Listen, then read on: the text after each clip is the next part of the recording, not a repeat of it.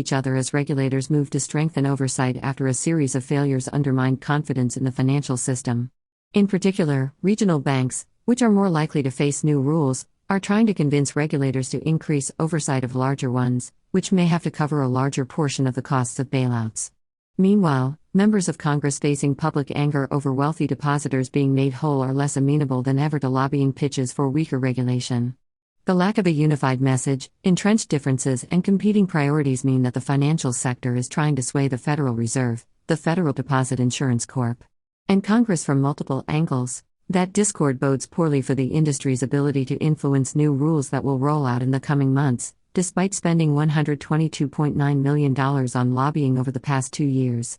Before the collapse of crypto-friendly lender Silvergate Capital Corporation and failures of regional institutions Silicon Valley Bank and Signature Bank, bigger banks such as US Bancorp, USB, and PNC Financial Services Group Incorporated, PNC, were steeling themselves for more regulation since Michael Barr took over as the Fed's number 2 official last summer. Now, officials are likely to cast a wider net, pulling in some smaller banks that have so far dodged the most rigorous oversight. Before all of this happened, we knew that additional regulations were on the table, said Kyle Sanders, a financial services analyst with Edward Jones.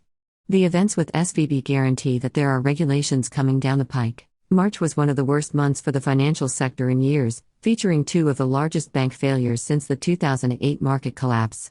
In the U.S., where regional lenders have faced record outflows, the turmoil has triggered fears of bank runs and instability. San Francisco's First Republic Bank, FRC, for one, has seen its stock plunge as investors worry it's next to fall.